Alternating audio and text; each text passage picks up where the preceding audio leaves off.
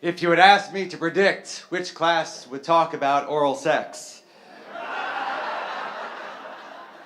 I would have gotten it wrong.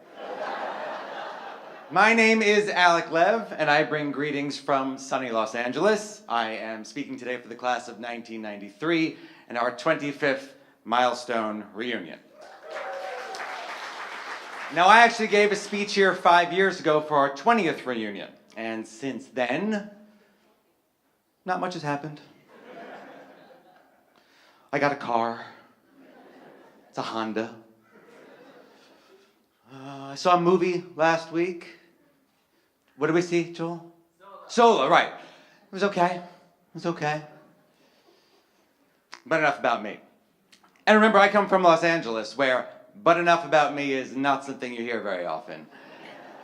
It's actually my time in Hollywood that has given me the language to use to express the question that has vexed me for so long.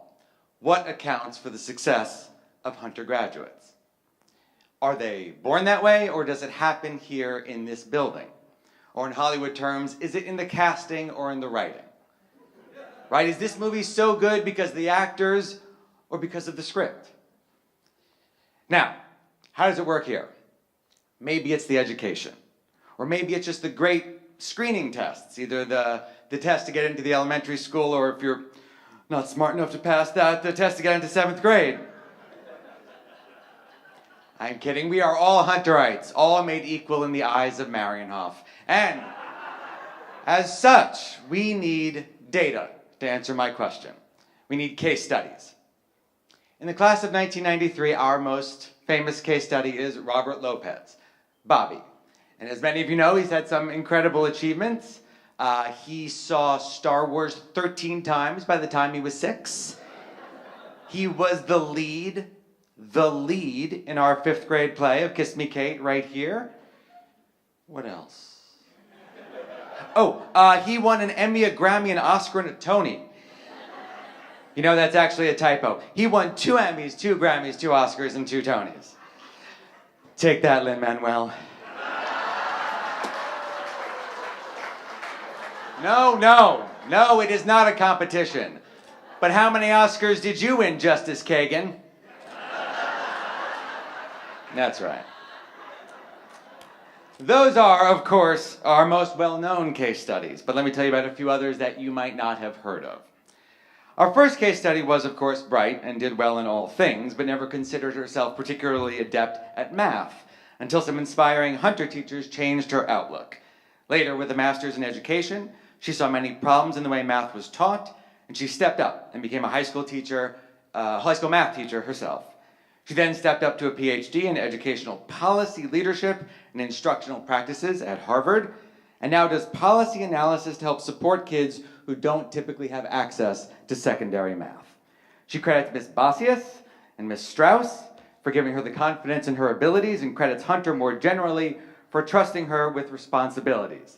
It's like in theater, she remembers, they said, "Here are the keys, go put on a show." Our second case study skipped 1st grade, which should show how good that casting choice was. She now studies how people learn through the arts. She's a full professor of education and has run 2 arts and education programs for kids who don't have access to art in their lives, and she's writing a book about it all. She says that taking that kind of leadership was instilled in her here at Hunter, that gave us leadership opportunities at such a young age. Then there's an alum who I met in 1979, that is 6 presidencies ago, not counting this one, because I don't.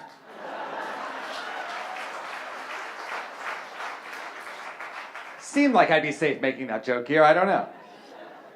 She was my first friend and first brief half-decade crush, and in 2007, with a background in hospitality and publicity, she launched a small business that went on to define a new category in health drinks. After its extraordinary success, she's now working for the Board of Wellness in the public schools to help bring healthier school lunches and fitness activities to kids. It's all about communication, and she credits Hunter with fostering those skills. Next, a woman who excelled at Hunter from day one and who now works for a small nonprofit created by another Hunter alum that provides telemedicine, primarily in the crucial area of abortion services for women who don't otherwise have access, either from lack of resources or lack of opportunity, or both. Her work is a constant stream of problem solving, and she said this was a skill that she learned at Hunter.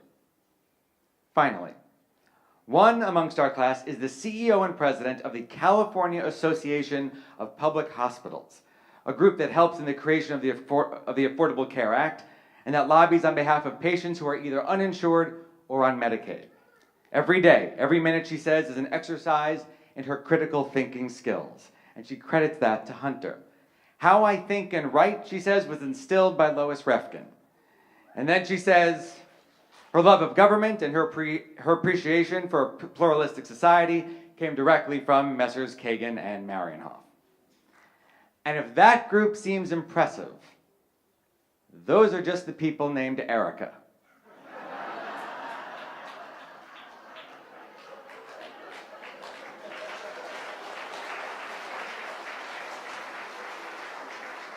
Okay, one of them's over there.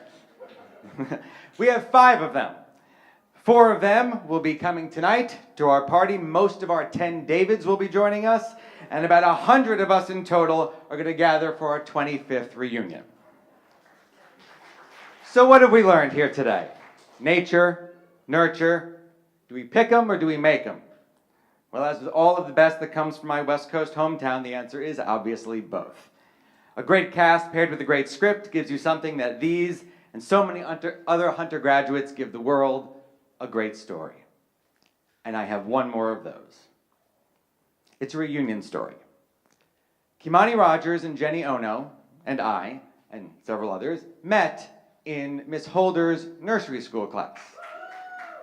That was before someone found the need to create the oddly less specific name pre-kindergarten. Well, Kimani and Jenny went on to date in high school, and then they went their separate ways. They reconnected at our 20th reunion 5 years ago, and today they are married. And they have a child, and her name is Erica.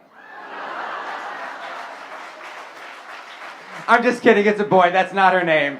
Happy reunion, everyone.